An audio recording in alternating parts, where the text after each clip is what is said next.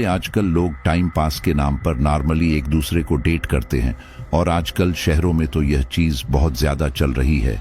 Live in relationship में रहना या बॉडी काउंट जैसी बातें की जाती है, और इस चीज को बड़ा ही बड़ा चढ़ाकर बताया जाता है कि आजकल के जमाने में तो यह सब कुछ नॉर्मल है। लेकिन क्या हो जब उन्हें इसके भयंकर परिणाम देखने को मिले। तो आज ऐसी ही घटना हमें किसी ने शेयर की है, और उन्होंने प्राइवेसी के लिए अपना पूरा नाम और एड्रेस को छुपाया है, क्योंकि कांड ही ऐसा करते हैं तो उन्हें अपनी पहचान छुपानी पड़ती है। तो मैं यहाँ पर उनका नाम परिवर्तन करके पूरी स्टोरी आपके सामने रखने जा रहा हूँ। दोस्तों, ये कहानी है विद्या और अनुराग की। ये दोनों ही अभी 10वीं में पढ़ रहे थे, और साथ में पढ़ते पढ़ते ये दोनों एक दूसरे को डेट करने लगे।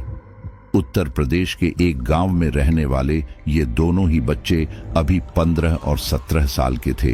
इन दोनों के दोस्त इन दोनों के बारे में जानते थे, और अनुराग का भी विद्या के घर आना जाना लगा रहता था।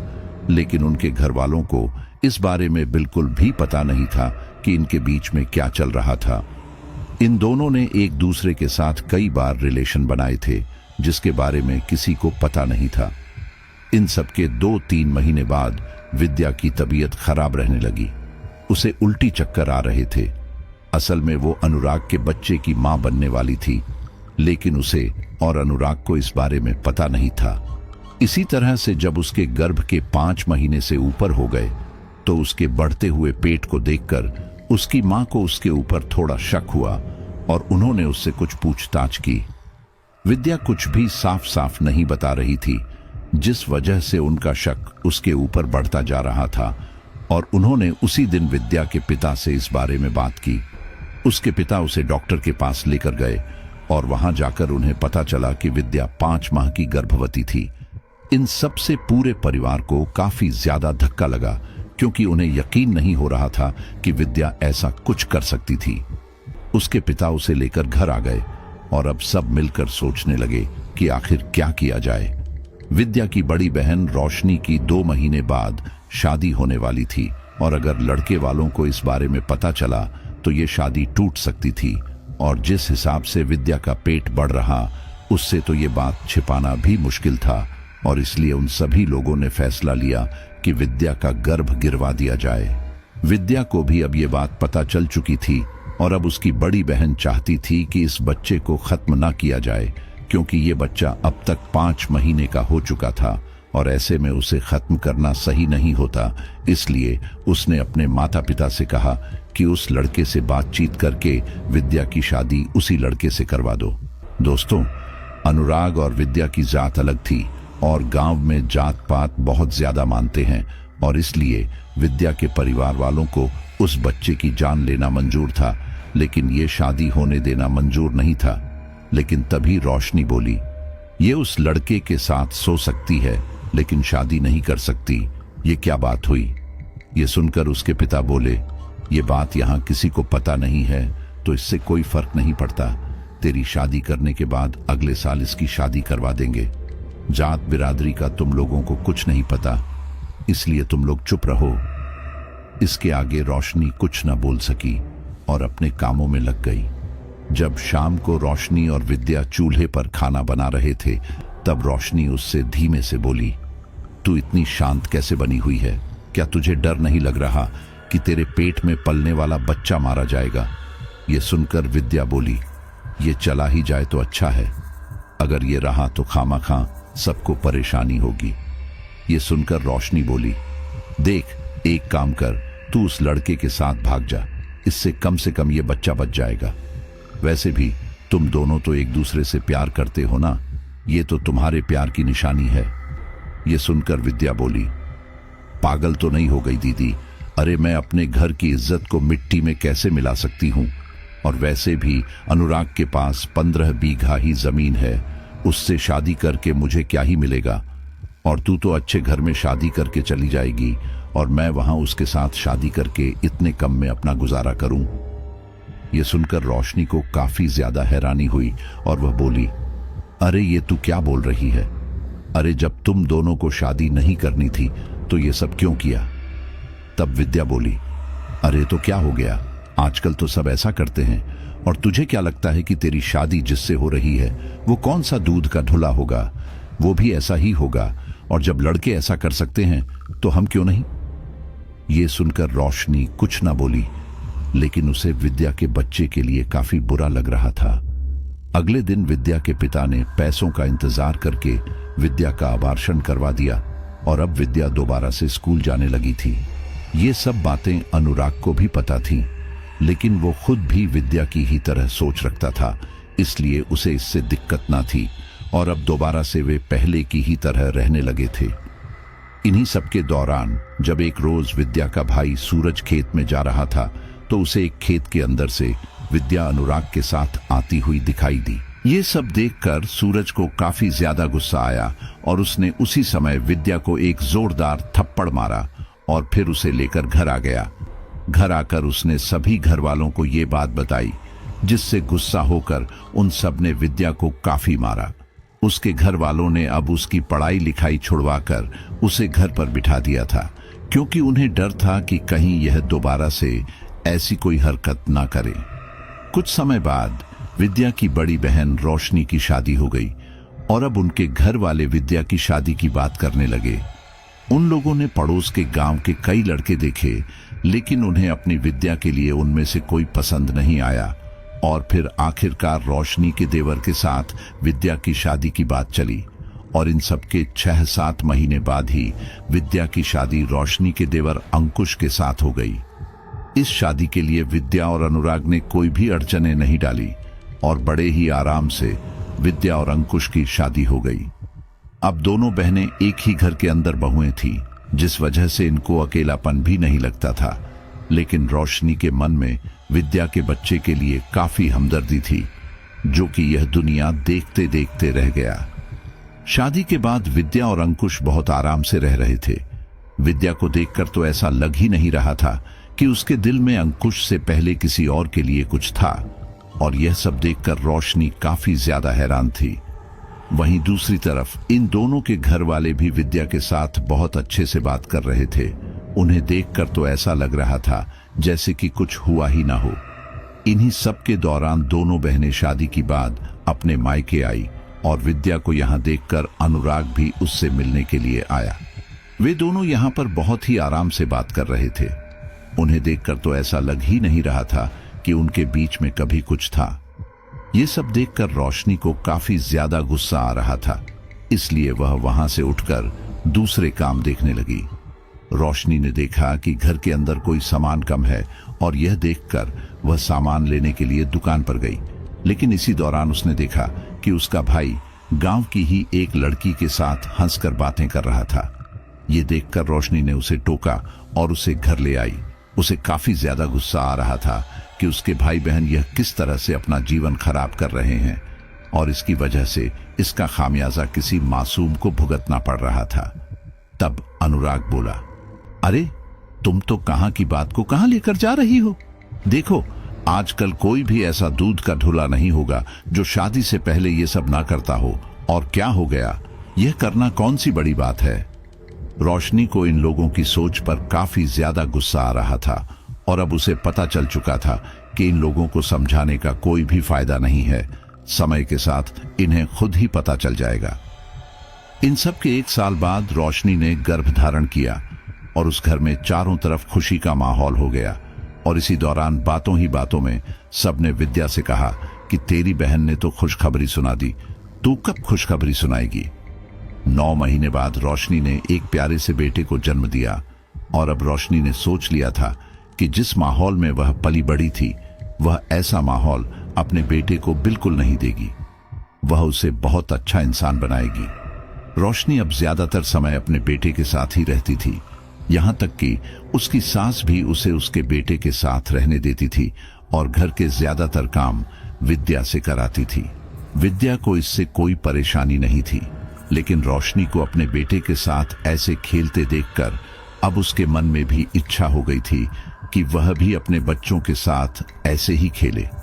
लेकिन उसकी शादी को लगभग 2 साल हो चुका था और अभी तक उसे ऐसी कोई खबर नहीं आई।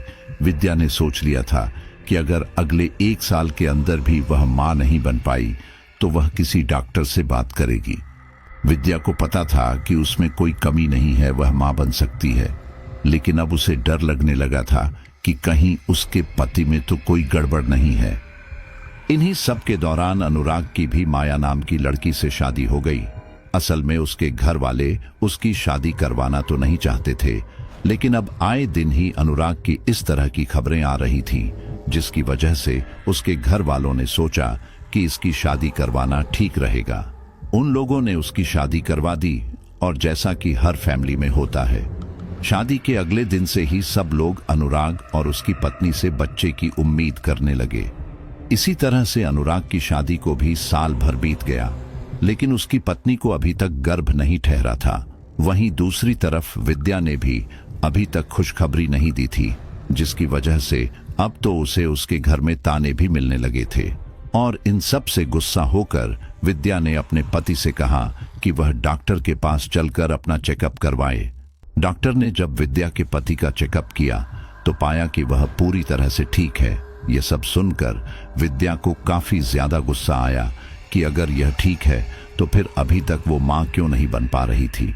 जैसे ही घर वालों को यह बात पता चली तो उसके साथ उसकी सास का काफी झगड़ा होने लगा, क्योंकि यहाँ पर उनके बेटे का चेकअप हो चुका था, जिसकी वजह से पता चल चुका था कि उसमें कोई खराबी नहीं है।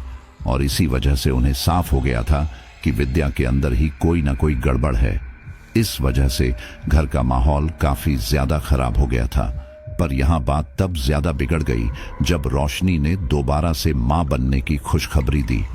विद्या पहले जहां रोशनी के बच्चे से खुश थी, लेकिन अब उसे इस बात से काफी ज्यादा जलन हो रही थी कि कहां वह एक भी बच्चे की मां नहीं बन पाई और कहां उसकी बड़ी बहन दूसरी बार मां बनने वाली है।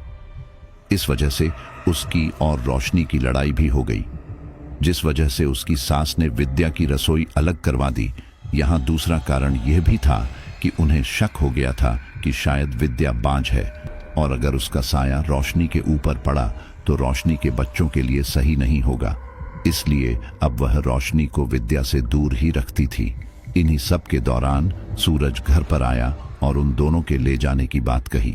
तब उसकी सास ने साफ मना कर दिया कि रोशनी नहीं जाएगी, चाहे तो विद्या जा सकती है।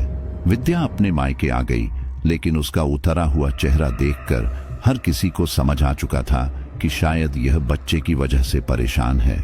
विद्या को अब अपना मायका भी नहीं भा रहा था। उसने देखा कि उसकी जितनी भी सहेलियों की शादी हुई थी, सबकी सब या तो उम्मीद से थी या फिर उनके बच्चे थे, और उन सब में सबसे पहले इसकी शादी हुई थी। उसके बावजूद भी इसकी गोद अभी तक खाली थी। इन्हीं सब के दौरान वह दोबारा से अनुराग से मिली। उसे देखकर विद्या को काफी ज्यादा खुशी हुई और दोनों फिर से बातें करने लगे। इसी दौरान बातों ही बातों में अनुराग ने उसे बताया कि उसकी शादी को 1.5 साल होने को आया है, लेकिन अभी तक उसे भी कोई बच्चा नहीं हुआ है और उसे शक है कि शायद उसकी पत्नी में कोई कमी है। विद्या और अनुराग ने इस बारे में काफी बात की और फिर उसके बाद अनुराग बोला, मुझे तो लगता है कि मेरी पत्नी में कमी है, और अगर तुम्हारे पति में कोई कमी नहीं है तो फिर बात कुछ और ही होगी। एक काम करते हैं, जो तांत्रिक बाबा रहते हैं उनके पास जाते हैं और उनसे इस बारे में बात करते हैं। वो कोई ना कोई टोटका जरूर करेंगे जिससे तुम्हारी गोद हरी हो जाए। विद्या इसके लिए मान गई और फिर उसके बाद विद्या और अनुराग एक तांत्रिक के पास गए। उस तांत्रिक ने कोई झाड़ फूंक करके विद्या को कोई पोटली दी और उसे आज रात सिरहाने रखकर सोने को कहा, और अगले दिन वह पोटली वापस लाने को कहा। विद्या इसके लिए मान गई और फिर घर आकर उसने रात में वह पोटली सिर के नीचे रखी और सो गई। रात में जब विद्या सोई तो देर रात किसी ने उसके कान में कहा, माँ माँ। वह आवाज सुनकर विद्या उठ बैठी और हैरानी से आसपास देखने लगी। वहां चारों तरफ काफी ज्यादा अंधेरा था और उस अंधेरे में कुछ भी देख पाना लगभग असंभव था। विद्या ने सोचा कि शायद पड़ोस का कोई बच्चा होगा और यही सोचकर वह दोबारा से सोने की कोशिश करने लगी। थोड़ी देर बाद विद्या को दोबारा से वही आवाज आई, लेकिन इस बार उसने उठकर नहीं देखा। इसके कुछ देर बाद विद्या को अब एक बच्चे के रोने की आवाज आने लगी। वह आवाज ऐसी थी जैसे मानो उसके बिल्कुल पास हो। ये सुनकर विद्या उठ बैठी और हैरानी से आसपास देखने लगी। उसने अपनी खटिया के पास मौजूद टॉर्च उठाई और आसपास देखने लगी। वह आवाज उसे अब भी सुनाई दे रही थी, लेकिन वह बच्चा उसे कहीं भी दिखाई नहीं दे रहा था। वह उस अंधेरे में अपनी टॉर्च यहाँ वहां करने लगी और फिर इसी दौरान जब उसने अपने खटिया के पास टॉर्च की तो उसके हाथ से टॉर्च एकदम से छूट गई, क्योंकि उसकी खटिया पर एक नवजात शिशु बैठकर रो रहा था। उस बच्चे की आंखें भयानक ढंग से चमक रही थी और वह कोई इंसानी बच्चा बिल्कुल भी नहीं लग रहा था। जैसे ही वह टॉर्च विद्या के हाथ से गिरी, उस बच्चे के रोने की आवाज आनी बंद हो गई और अब वहां पर बिल्कुल शांति छा चुकी थी। और उस शांत वातावरण में अब विद्या की तेज तेज सांसों की आवाज आ रही थी। उसे यकीन नहीं आ रहा था कि अभी उसने क्या देखा। उसने दोबारा से टॉर्च उठाई और इस उम्मीद से दोबारा अपनी खटिया पर टॉर्च से रोशनी की कि शायद ये उसका वहम हो, लेकिन जैसे ही उसने उस तरफ टॉर्च की तो वही भयानक नवजात शिशु उसे गुस्से में घूर रहा था। ये सब देखकर विद्या काफी ज्यादा घबरा गई और चीख पड़ी। उसके चीखने की आवाज सुनकर उसके घर वाले जाग गए और उससे उसके इस तरह से चीखने का कारण पूछा। विद्या ने उन्हें सारी बात बताई और वह बच्चा दिखाने की भी कोशिश की, लेकिन वह बच्चा अब वहां पर नहीं था। उसके घर वालों को लगा कि शायद विद्या ने कोई डरावना सपना देखा होगा और उन्होंने विद्या को यह समझाने की भी कोशिश की, लेकिन विद्या तो ये मानने को तैयार ही नहीं थी और ना ही वह अकेले सोना चाहती थी, इसलिए उसकी मां उसके साथ ही सो गई। विद्या इतनी ज्यादा डरी हुई थी कि उसे पूरी रात नींद नहीं आई और जब उसे नींद आती तो उसे उसी बच्चे के रोने की आवाज आती और जब वह आंखें खोलती तो आसपास कुछ भी नहीं होता। विद्या ने जैसे तैसे वह रात काटी और फिर अगले दिन आकर उसने उस तांत्रिक से कहा, आपने जैसा कहा था मैंने वैसा ही किया। वह पोटली मैं अपने सिर के नीचे रखकर सोई थी और रात में मुझे बहुत ही भयानक सपना आया। मैंने देखा कि एक भयानक बच्चा मेरे बिस्तर पर बैठा हुआ था और इसके बाद पूरी रात मुझे बच्चे के ही रोने की आवाज आती रही, जिसकी वजह से मैं पूरी रात सो नहीं पाई। यह सुनकर वह तांत्रिक बोला, इसका मतलब यह है कि तेरे भाग्य में संतान का सुख जरूर है, लेकिन किसी कारणवश वह सुख तू पा नहीं पा रही। हमें लगभग 7 घंटे तक कठोर साधना करनी पड़ेगी। वह कठोर साधना करने के बाद जो भी कारण है उसका पता चल जाएगा। इसके लिए तुझे पूजा का सारा इंतजाम करना पड़ेगा और कल सुबह 9 बजे यहां आ जाना। और याद रहे, इस दौरान तुझे खाना भी नहीं खाना है। विद्या इसके लिए मान गई और फिर उस तांत्रिक का मांगा हुआ सारा सामान अनुराग से लाने के लिए कहा। अनुराग ने सारे सामान का इंतजाम किया और अगले दिन विद्या को लेकर दोबारा से उस तांत्रिक के पास गया और इसके बाद लगभग 6-7 घंटे तक एक भयानक साधना चली। इस भयानक साधना के दौरान वहां आसपास हवा में बहुत सारे काले साए उभरने लगे। यह सब देखकर विद्या काफी ज्यादा घबरा गई, लेकिन तभी वह तांत्रिक बोला, डरने की कोई बात नहीं है, तुम शांति से बैठो, मैं हूं ना तुम्हारे साथ। इसके बाद विद्या वहां शांति से बैठी रही, लेकिन उसे अभी भी काफी ज्यादा डर लग रहा था। उसकी नजर बार बार उसके आसपास मौजूद उन सायों की तरफ जा रही थी। कुछ देर बाद उनमें से एक साया विद्या के पास आया और उसके पेट में हाथ डालकर कुछ खींचने लगा। उसके ऐसा करने से विद्या को काफी ज्यादा तकलीफ हो रही थी और वह जोर से चीखने लगी। विद्या को इस तरह से रोता देखकर अनुराग उसके पास आया, लेकिन ठीक इसी दौरान वह तांत्रिक बोला, तुम बीच में मत आओ, इस लड़की के पेट में एक बाधा बैठी हुई है जिसकी वजह से यह गर्भधारण नहीं कर पा रही। एक बार वह निकल जाए उसके बाद यह ठीक हो जाएगी। यह सुनकर उसने एक नजर विद्या की ओर देखा और फिर वापस पीछे की तरफ चला गया और वहां से यह सब देखने लगा।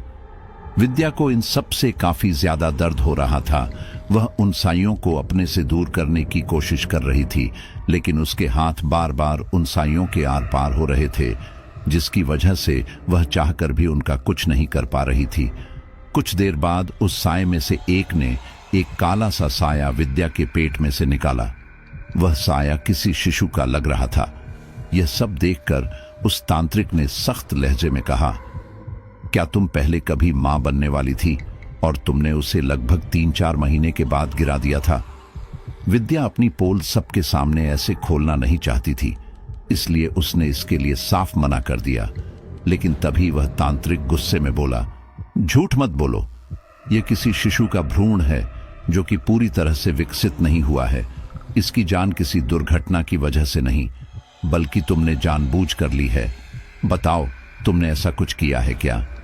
अगर विद्या इस बात को मान लेती तो फिर उसकी बहुत बदनामी हो सकती थी, इसलिए उसने कहा, मैंने ऐसा कुछ भी नहीं किया।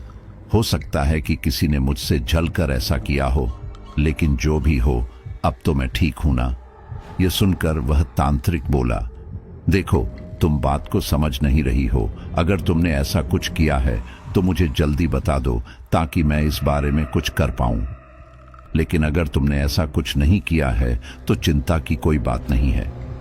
विद्या ने एक नजर अनुराग की ओर देखा और फिर बोली, मैंने ऐसा कुछ भी नहीं किया है, तो क्या अब मैं जा सकती हूं? उस तांत्रिक ने कहा, ठीक है, लेकिन यह धागा अपने हाथ में बांध लेना, और हां, याद रखना, अगर तुमने ऐसा कुछ किया होगा तो इसका परिणाम बहुत घातक होगा। उस तांत्रिक ने उसे वार्निंग तो दे दी थी, लेकिन विद्या ने उस वार्निंग को नजरअंदाज किया और फिर अनुराग के साथ घर आने लगी। रास्ते में विद्या उससे बोली, उस तांत्रिक ने जो कहा था, क्या उसकी वजह से हमें कोई नुकसान हो सकता है? तब अनुराग बोला, हम कह नहीं सकते, लेकिन मुझे नहीं लगता है कि ऐसा कुछ होगा।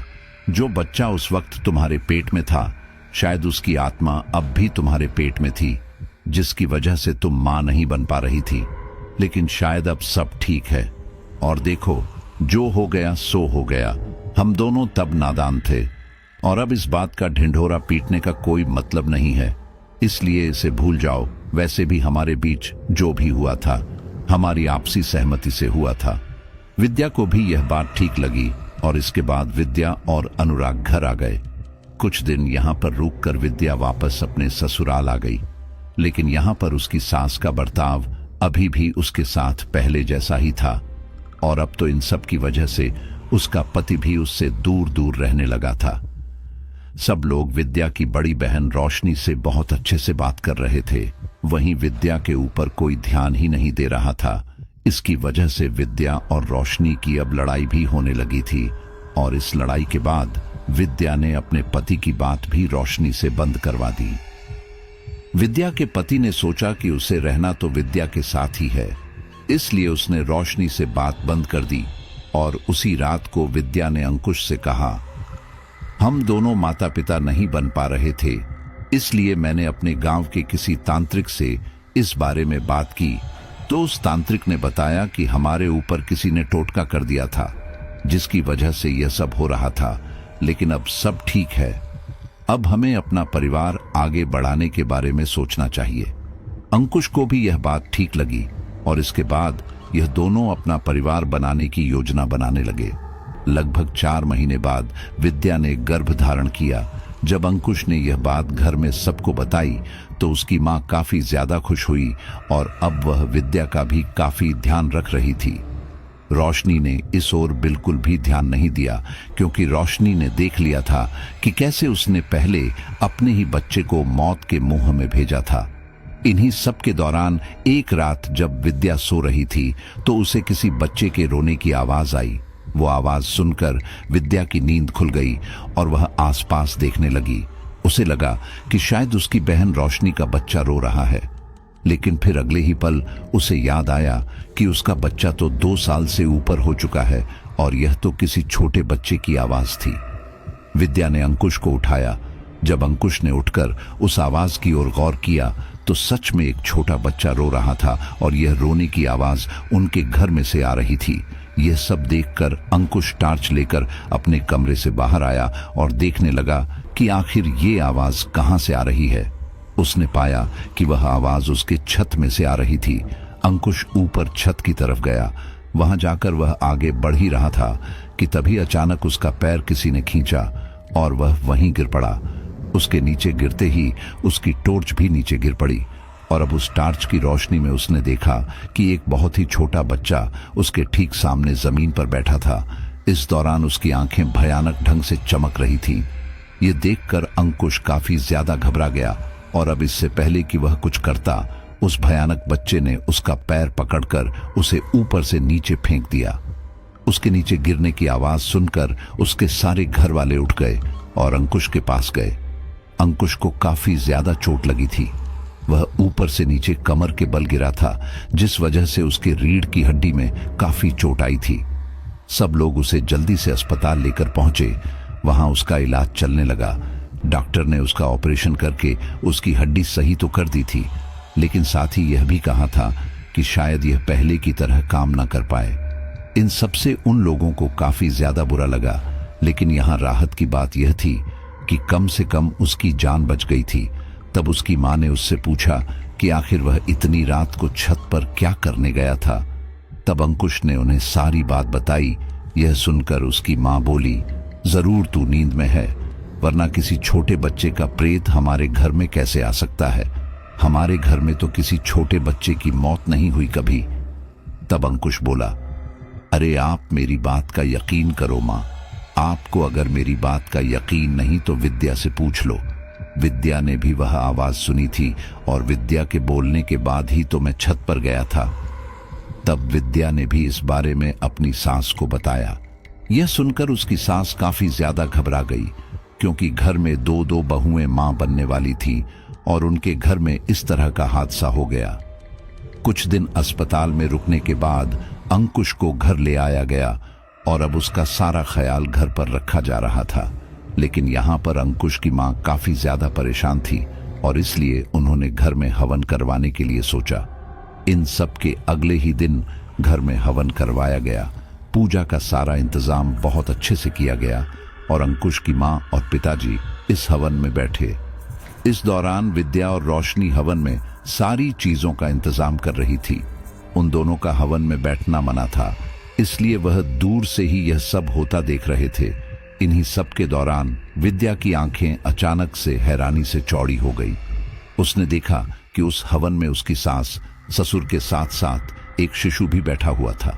वह शिशु लगभग 1 महीने से भी कम का लग रहा था और इसके बावजूद वह उस हवन में बहुत आराम से बैठा था। इतना ही नहीं, उसकी आंखें भी भयानक ढंग से चमक रही थी। यह सब देखकर विद्या काफी ज्यादा घबरा गई, क्योंकि अगर यह शैतानी बच्चा था तो फिर इस पूजा जैसे काम में कैसे आ सकता था। वह हैरानी से यह सब सोच ही रही थी कि तभी अचानक वह बच्चा बोला, मां, मैं भी इस दुनिया में आना चाहता था, यह दुनिया देखना चाहता था, लेकिन उससे पहले ही तुमने मेरी हत्या कर दी। इस काम में मेरे पिता ने भी तुम्हारा साथ दिया। मेरी हत्या करने के बाद तुम लोगों को क्या लगा था कि तुम लोग सामान्य जीवन जी पाओगे? आज तुम लोगों की वजह से मैं जिंदगी और मौत के बीच की दुनिया में झूल रहा हूं और तुम लोग बिल्कुल सामान्य जीवन जी रहे हो। जितना मैं तड़प रहा हूं उतना तुम भी तड़पोगे। ये पूजा हवन, ये मेरा कुछ भी नहीं बिगाड़ सकते। तुम चाहे जितनी भी बार गर्भ धारण कर लो, लेकिन तुम कभी भी जिंदा बच्चों को जन्म नहीं दे पाओगी, क्योंकि मैं तुम्हारे बच्चे में कभी भी उस सूक्ष्म आत्मा को आने ही नहीं दूंगा। अगर मुझे जीने का हक नहीं तो तुम्हें भी मां बनने का कोई हक नहीं, और ना ही उस आदमी को पिता बनने का हक है। तुमने मुझे अपने पेट में से निकालकर दोबारा गर्भ धारण कर लिया, लेकिन अब तुम्हारा जीवन मैं बिल्कुल वैसे ही कर दूंगा जैसा कि मेरा है। यह सब सुनकर विद्या काफी ज्यादा घबरा गई थी। वहीं विद्या के चेहरे पर यह सारे भाव देखकर रोशनी को काफी ज्यादा हैरानी हुई और वह बोली, क्या बात है विद्या, तुम इतनी परेशान क्यों लग रही हो? अचानक से तुम्हारे चेहरे पर डर के भाव आ गए। तुम ठीक तो हो? रोशनी की आवाज सुनकर विद्या ने उस ओर ध्यान देना छोड़कर रोशनी के ऊपर ध्यान दिया और बोली, हाँ, मैं एकदम ठीक हूं। बस मैं यह सोच रही थी कि पता नहीं मेरे पति को उस रात क्या दिखाई दिया। अच्छा, तुम यहीं पर रुको, मैं जाकर अपने कमरे में आराम कर रही हूं, मेरा सर घूम रहा है। इसके बाद विद्या अपने कमरे में चली गई और उसने अब सोच लिया था कि कैसे भी करके उसे यह बात अनुराग को बतानी पड़ेगी, और इसलिए उसने अनुराग को फोन किया और उसे सारी बात बताई। यह सुनकर अनुराग बोला, देखो, चिंता की कोई बात नहीं है, सब ठीक हो जाएगा, तुम इस बारे में बिल्कुल भी ध्यान मत दो। वह तुम्हें डरा धमकाकर चाहता है कि इसका असर तुम्हारे बच्चे पर पड़े। तुम चाहो तो कुछ दिनों के लिए यहां पर आ जाओ। विद्या को भी यह बात ठीक लगी और फिर उसने अपने पिता को फोन करके कहा कि वह कुछ दिनों के लिए मायके आना चाहती है। इन सब के अगले ही दिन उसके पिता जब उसे लेने आए तो उसकी सास ने उसे जाने से मना किया, क्योंकि यहां पर उसके पति की हालत ऐसी थी कि उसे सेवा पानी की काफी जरूरत थी और ऐसे में वह अपने मायके भाग रही थी। तब विद्या ने साफ साफ कह दिया कि वह मां बनने वाली है और इसीलिए वह बिल्कुल भी रिस्क नहीं लेना चाहती। इन सब से उसके ससुराल वालों को काफी बुरा तो लगा, लेकिन वह उसे रोक नहीं सकते थे। विद्या वापस अपने मायके आ गई और अब यहीं पर रहकर वो अपने बच्चे के जन्म होने का इंतजार करने लगी। 1 महीने बाद उसे खबर आई कि रोशनी ने एक सुंदर सी बेटी को जन्म दिया है और अब घर में काफी काम बढ़ चुका है। तो उन्होंने विद्या को बुलाना चाहा, लेकिन विद्या ने आने से साफ मना कर दिया। विद्या और रोशनी की कोई ननद नहीं थी और अब घर की सारी जिम्मेदारी उनकी सास पर आ चुकी थी। रोशनी की हालत अभी ऐसी नहीं थी कि वह उठकर कामों में उनकी मदद करवा दें। वही विद्या आना नहीं चाहती थी। इस वजह से उसकी सास को काफी ज्यादा गुस्सा आ रहा था। विद्या काफी चुपचाप रहने लगी थी, क्योंकि उसे वह बच्चा हर जगह दिखाई देने लगा था, जो कि बार बार उससे यही बात बोल रहा था कि वह उन लोगों की वजह से जिंदगी और मौत के बीच में झूल रहा है। विद्या को ऐसे गुमसुम देखकर उसकी मां ने उससे इसका कारण पूछा। तब विद्या ने उन्हें सब सच सच बता दिया। ये सब सुनकर उसकी मां काफी ज्यादा घबरा गई, क्योंकि उन्हें पता था कि विद्या कितनी मुश्किल से कितने सालों बाद मां बन रही है। इसलिए उन्होंने इस बारे में किसी तांत्रिक से बात की और उस तांत्रिक ने विद्या को एक ताबीज बनाकर दे दिया। उस ताबीज की वजह से अब विद्या को वह बच्चा कहीं भी दिखाई नहीं दे रहा था, जिस वजह से वह काफी खुश थी। और कुछ महीने बाद विद्या ने एक मरे हुए बच्चे को जन्म दिया। यह सब देखकर विद्या को काफी ज्यादा दुख हुआ और वह बहुत ज्यादा रोई। और इन्हीं सब के दौरान उसके ठीक सामने उसका वही अजन्मा बच्चा आया और वह बोला, मैंने बोला था ना माँ कि मैं तुम्हें अब माँ बनने का सौभाग्य नहीं लेने दूंगा। मैंने अपना वादा पूरा किया। ये सब सुनकर विद्या को काफी ज्यादा गुस्सा आया, लेकिन वह इसमें कुछ भी नहीं कर सकती थी। और फिर उसके बाद वह खाली हाथ ही अपने ससुराल चली गई। वहां उसने देखा कि रोशनी अपने दोनों बच्चों को खिला रही थी, जबकि उसके हाथ बिल्कुल खाली थे। विद्या बुरे समय में अपने पति को छोड़कर चली गई थी, जिसकी वजह से उसका पति भी उससे दूर दूर रहने लगा था और जिसे पाने के लिए विद्या सब कुछ छोड़कर गई थी, वह भी उसके पास नहीं था, यानी कि औलाद। विद्या इन सब से काफी ज्यादा परेशान हो चुकी थी और उसने अनुराग को फोन करके यह सब बताया और वह बोली, जैसा कि उस शैतानी बच्चे ने कहा था उसने वैसा ही किया। मेरा बच्चा मरा हुआ पैदा हुआ। देखो, अब हमें इसका कुछ करना पड़ेगा, नहीं तो इसका परिणाम तुम्हें भी भोगना पड़ेगा, क्योंकि याद रखना तुम उस बच्चे के पिता थे। अनुराग के साथ अब तक ऐसा कुछ भी नहीं हुआ था, जिसकी वजह से उसे लग रहा था कि उसके साथ ऐसा कुछ भी नहीं होगा। हाँ, हालांकि अब तक वह भी पिता नहीं बन पाया था, लेकिन उसने इसका जिम्मेदार अपनी पत्नी को ही ठहराया और अपनी मां से कहने लगा कि ये लड़की मां नहीं बन सकती। अब उनके सारे गांव में लोग उनसे पूछने लगे थे कि आपके बेटे की शादी को 3 साल होने को आया है, लेकिन अभी तक उसने कोई खुशखबरी नहीं थी। इसलिए उसकी मां ने उनसे कहा कि वह किसी डॉक्टर को दिखाएं। डॉक्टर ने उनका चेकअप किया तो सब कुछ सामान्य ही पाया और अब उसे शक हो चुका था कि हो ना हो जो विद्या के साथ हो रहा था वहीं अब अनुराग के साथ होगा, और इसलिए उसने उस तांत्रिक से इस बारे में बात की। तब वह तांत्रिक बोला, जब मैंने तुम लोगों से पूछा था कि ऐसी कोई बात है कि नहीं, तो तुम लोगों ने साफ मना कर दिया और अब तुम मुंह उठाकर मेरे पास चले आए। यह सुनकर अनुराग बोला, मुझे नहीं पता था कि ऐसा कुछ होगा। विद्या ने मरे हुए बच्चे को जन्म दिया है और मैं अभी तक पिता नहीं बन पा रहा। आप कुछ करके उस बच्चे के प्रेत को हमारे ऊपर से हटा दीजिए। तब वह तांत्रिक बोला, एक बच्चा जब किसी लड़की की कोख में जाता है तो फिर कुछ समय बाद एक सूक्ष्म आत्मा उस भ्रूण में समाती है। इसके बाद ही वह पूरा होता है। उसके बाद उसका आगे का समय लिख दिया जाता है, जिसकी वजह से उसे कितने समय तक इस धरती पर रहना है वह सब तय हो जाता है। लेकिन अगर इस दौरान कोई जानबूझकर उस भ्रूण को खत्म कर दे तो वह सूक्ष्म आत्मा जिंदगी और मौत की उस दुनिया में फंस कर रह जाती है। वह वहां से निकलना चाहती है लेकिन चाहकर भी निकल नहीं पाती। तुम लोग जो अपनी 2 पल की खुशी के लिए ये करते हो और उसके बाद किसी नन्ही जान को इस दुनिया में आने से पहले ही खत्म कर देते हो, उसकी वजह से इस तरह से कितनी ही मासूम जानें इस जीवन और मृत्यु के चक्र में फंसी हुई है। यह सारी वहां पर अपना समय पूरा होने का इंतजार कर रहे हैं। अब समझो, अगर किसी का जीवन 80 साल का है और वह इस चक्र में फंसा हुआ है तो समझ लो वह 80 साल तक इसी चक्र में फंसा रह जाएगा। उस भ्रूण को तुमने तब निकाला था जब उसका दिमाग बन गया था, उसके अंदर सूक्ष्म आत्मा आ चुकी थी, उसका दिल और शरीर के सारे अंग बन चुके थे और अब धीरे धीरे करके उसका शरीर बड़ा होकर शिशु में बदल रहा था और इस समय तुमने उसकी हत्या कर दी। और जब तक उसका समय पूरा नहीं हो जाता वह इन्हीं सब में फंसा रहेगा। इन सब की वजह से तुम्हारा क्या गया?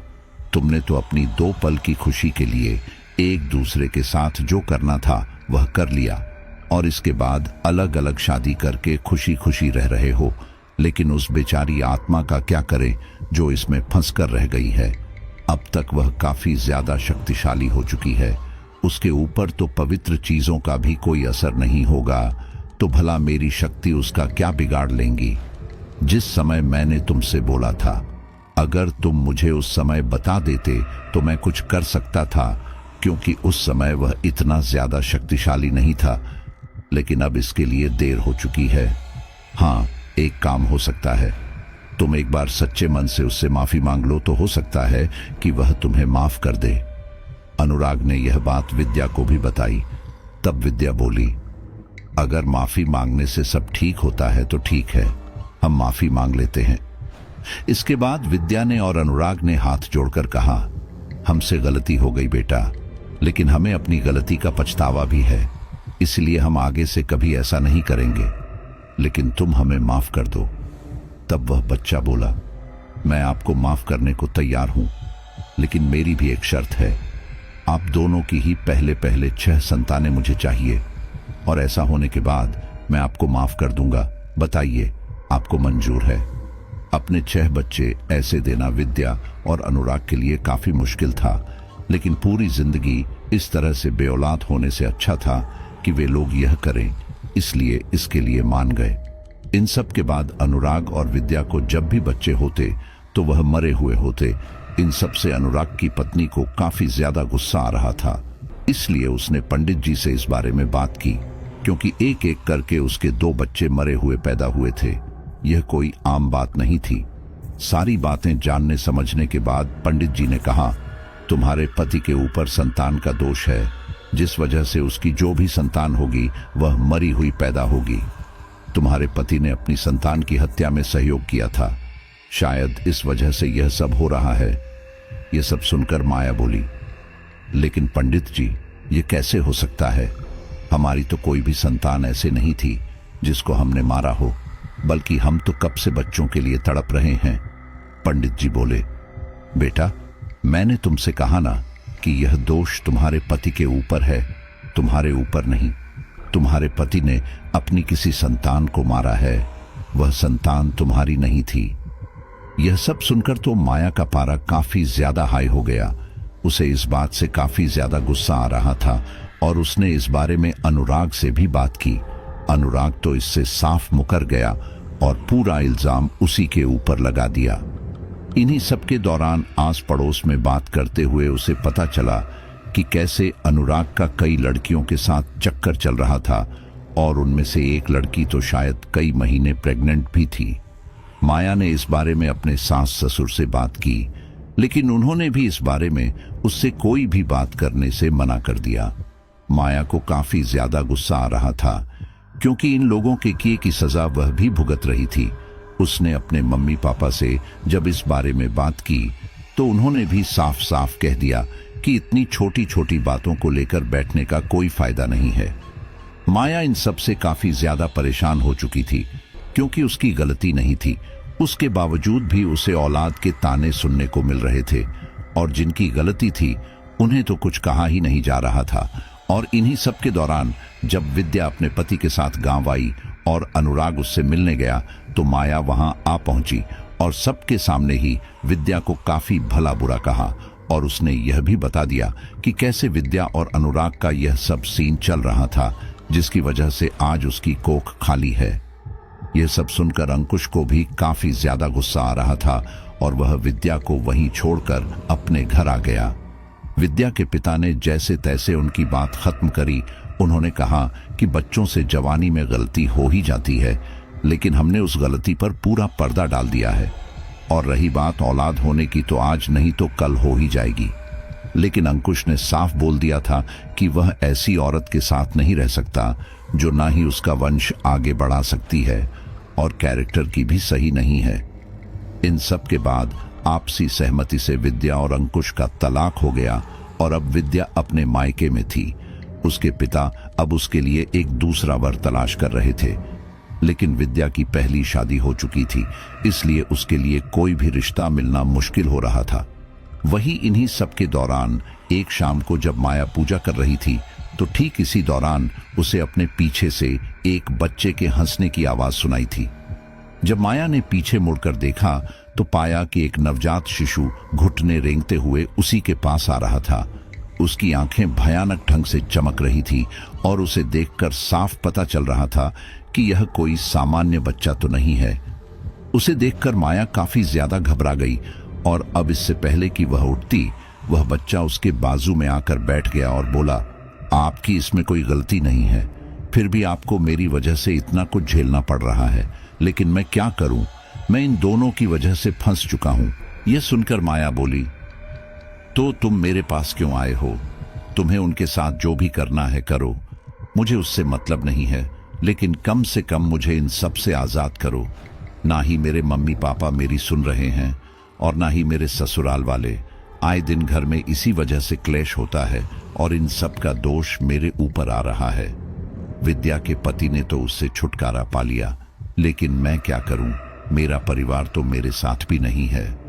ये सुनकर वह बच्चा बोला, लेकिन मैं आपके साथ हूं और मैं आपको एक बात बताना चाहता हूं कि अगर आप इसकी पत्नी बनकर रहेंगी तो फिर आप कभी भी औलाद का सुख नहीं पा सकती, क्योंकि ये लोग इस लायक नहीं हैं कि अपनी औलाद की कद्र कर पाएं, और इसलिए अगर आपको औलाद चाहिए तो आपको किसी और का हाथ थामना पड़ेगा। ये सुनकर माया सोच में पड़ गई, क्योंकि उसके परिवार वाले तो उसे अनुराग को छोड़ने ही नहीं देंगे, तो फिर वो ये कैसे करेगी? और अगर उसने कुछ नहीं किया तो पूरी जिंदगी उसे ही सबके ताने सुनने पड़ेंगे। माया ये सब सोच ही रही थी कि तभी वह बच्चा बोला, मैं भी इन सब से मुक्त होना चाहता हूं और चाहता हूं कि मेरे माता पिता भी मुझे बहुत प्यार करें। मुझे पता है कि अगर मैंने आपकी कोख से जन्म लिया तो आप मुझे हमेशा प्यार करेंगी। मुझे आपसे बहुत उम्मीद है, मुझे इन सब से मुक्त कर दो, मुझे अपना लो। माया को समझ नहीं आ रहा था कि वह क्या करे। तभी वह बच्चा वहां से गायब हो गया। वहीं दूसरी तरफ विद्या को अब हर तरफ वह बच्चा दिखाई दे रहा था, जिसकी वजह से वह मानसिक तौर पर काफी ज्यादा परेशान हो चुकी थी। और इन सब के दौरान एक दिन जब वह छत पर बैठी थी तो उसे दोबारा से वही बच्चा दिखाई दिया और विद्या गुस्से में उसे मारने दौड़ी। इन्हीं सब की वजह से छत पर से उसका संतुलन बिगड़ा और वह नीचे जा गिरी।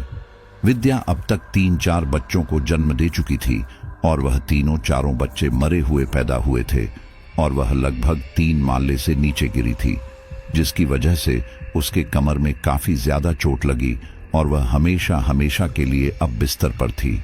वहीं दूसरी तरफ बच्चों की वजह से अब अनुराग को काफी ज्यादा गुस्सा आने लगा था और वह अक्सर माया के साथ लड़ने लगा था। इतना ही नहीं, वह उसके साथ मारपीट भी करने लगा था, जिसकी वजह से कई बार माया ने अनुराग और अपने माता पिता से इस बारे में बात की, लेकिन उन लोगों ने इसमें कुछ भी नहीं किया। जब उसने पंचायत में इस बारे में बात की तो पंचों ने भी यह कह दिया कि यह उनके घर का मामला है। माया को पता था कि इन सब में उसकी कोई गलती नहीं है, लेकिन उसके बावजूद उसे इतना झेलना पड़ रहा है। इसलिए उसने फैसला किया कि वह उस बच्चे की बात मान लेगी और इसके लिए सबसे पहले उसने पुलिस में कंप्लेंट की और अनुराग और उसके परिवार के ऊपर घरेलू हिंसा का केस दर्ज कर दिया। इन सब से उसके घर वालों को काफी ज्यादा गुस्सा आया और उन्होंने उसके ऊपर केस वापस लेने का दबाव बनाया, लेकिन माया ने केस वापस नहीं लिया। माया काफी समय से अनुराग के साथ रह रही थी और अब उसके साथ नहीं रह सकती थी, इसलिए उसने अनुराग से तलाक लेने का फैसला किया। और इतना ही नहीं, तलाक के साथ साथ उसने कंपनसेशन भी मांगा। गांव की पंचायत ने इसमें दखल देने की कोशिश की, लेकिन माया ने साफ साफ कह दिया कि जब मेरे साथ मारपीट होती थी तब तो तुम लोग आगे नहीं आए और अब आगे आ रहे हो। अगर वह मुझे जान से मार देता तब तुम लोग बचाने आते। ये आदमी नामर्द है, इसी वजह से यह सब हो रहा है। इसने शादी से पहले पता नहीं कहां कहां मुंह मारा है, जिसकी वजह से इतने सारे बच्चों की आत्माएं अब हमें परेशान कर रही हैं। जब गलती इसने की है तो मैं क्यों झेलूं? इसे आगे जैसे रहना है रहे, लेकिन मुझे मेरा हिस्सा दे दे, क्योंकि मैंने इतने साल इसकी मार खाई है। और इतना ही नहीं, मैंने अपने कई बच्चों को सिर्फ इसकी वजह से खो दिया। सब लोगों ने काफी कोशिश की कि माया केस वापस ले ले, लेकिन माया नहीं मानी और अंत में माया को अनुराग से न सिर्फ तलाक मिला, बल्कि उसकी संपत्ति में आधा हिस्सा भी मिला, जिसे लेकर माया अलग हो गई। इसके बाद अनुराग और उसके परिवार ने उसे केस वापस लेने के लिए कहा, लेकिन उसके बदले में माया ने उनसे 4-5 लाख रुपए मांगे। पूरी जिंदगी जेल में रहने से अच्छा था कि यह लोग माया को पैसे देकर मामला खत्म कर दें। इसलिए उन लोगों ने माया को पैसे दे दिए और फिर माया ने केस वापस ले लिया। इसके बाद माया ने अपने ही गांव के एक आदमी से दूसरी शादी कर ली, लेकिन उसके परिवार वाले अब उसे बिल्कुल भी नहीं पूछते थे, क्योंकि उसने अपने लिए फैसला जो लिया था, लेकिन उसे इससे कोई भी फर्क नहीं पड़ता था। शादी के बाद वह बच्चा उसके पास आया और बोला, बहुत बहुत शुक्रिया, लेकिन अगर आपकी आज्ञा हो तो मैं आपकी कोख से जन्म लेकर इन सब से आजाद हो सकता हूं। माया इसके लिए मान गई और फिर इसके कुछ समय बाद माया भी अपने आने बच्चे का इंतजार करने लगी। अनुराग के घर वालों ने काफी कोशिश की कि अनुराग का दोबारा घर बस जाए, लेकिन इतना कुछ हो चुका था जिसकी वजह से लड़की वाले अनुराग से अपनी बेटी को ब्याहना नहीं चाहते थे और ऊपर से अनुराग के घर वालों के पास अब काफी कम पैसा बचा था, जिसकी वजह से भी लड़की वाले मना कर रहे थे। अनुराग को मजबूरन बाहर कमाने निकलना पड़ा। उसने बीच में शादी करने की काफी कोशिश की, लेकिन उसकी शादी नहीं हो पाई। विद्या इलाज की वजह से अब पहले से बेहतर है, वह कम से कम थोड़ा बहुत चल लेती है, लेकिन उसकी अभी तक दोबारा शादी नहीं हुई है। वहीं अनुराग ने भी दूसरी जगह शादी करने की काफी कोशिश की, लेकिन उसकी भी शादी नहीं हो पाई। इन दोनों को आज भी अपने अजन्मे बच्चे की आवाज सुनाई देती है, जो कि इनसे बार बार ये पूछता है कि उसका क्या कसूर था जो उसे ऐसे मार दिया गया। साथियों, उम्मीद करता हूं स्टोरी आपको काफी पसंद आई होगी और यहाँ पर अनुराग और विद्या जो गलती की, आज के समय में ऐसी गलतियां बहुत सारे लोग करते हैं। कुछ लोगों को ये चीज नॉर्मली लगती है तो कुछ लोगों के लिए बहुत गलत चीज हो जाती है। लेकिन देखो, मेरी राय अगर आप जानना चाहते हैं तो मैं तो यही कहूंगा, यह चीज बहुत गंदगी है हमारे समाज में। जैसे जैसे ये गंदगी फैलती जा रही है समाज में, वैसे वैसे बुराइयां फैलती जा रही है और उन बुराइयों को खत्म करने का कोई रास्ता भी नजर नहीं आता है, क्योंकि हर कोई इन चीजों को नॉर्मलाइज करने की कोशिश कर रहा है। आप भी बड़े बड़े बॉलीवुड स्टार्स को देख लीजिए, फिल्मों को देख लीजिए। आजकल इंस्टाग्राम पर ऐसी चीज वायरल हो जाती है जिनमें इन चीजों को खुल करके बोला जाता है। तो जब बड़े बड़े लोग ही इन चीजों को नॉर्मलाइज करने की कोशिश करते हैं तो छोटे लोगों पर तो उनका बहुत ज्यादा असर पड़ेगा ही पड़ेगा। तो गंदगी इस समाज में इतनी व्याप्त हो चुकी है कि इससे बाहर निकलने का कोई रास्ता मुझे नजर नहीं आता। हालांकि कुछ अच्छे लोग भी हैं जो इन चीजों को हटाने की कोशिश कर रहे हैं, लेकिन यही बात है ना कि जितनी गलत चीज होती है वह उतनी जल्दी आज के सोशल मीडिया में वायरल होती है और अच्छी चीज जल्दी वायरल नहीं होती है। अच्छा, तो आपको बता दूं कि अपने व्हाट्सएप चैनल पर नहीं जुड़े हैं तो व्हाट्सएप चैनल पर भी जुड़ जाइए। इसका लिंक आपको नीचे मिल जाएगा। वहां पर मैं आपके लिए नए नए अपडेट लेकर आता रहता हूं और आपको अपने काम करने की प्रक्रिया भी बताता रहता हूं। चलिए कुछ साथियों को धन्यवाद करते हैं। अरुण कुमार, प्रकाश गुप्ता, मोहम्मद जावेद, आयशा लदान नाइजीरिया, आयुष डांगर, राखी गोस्वामी, रवि विश्वकर्मा, आयेशा ठाकुर, सभी का बहुत बहुत धन्यवाद और ममता सहाय का भी धन्यवाद। मिलते हैं एक नई घटना के साथ।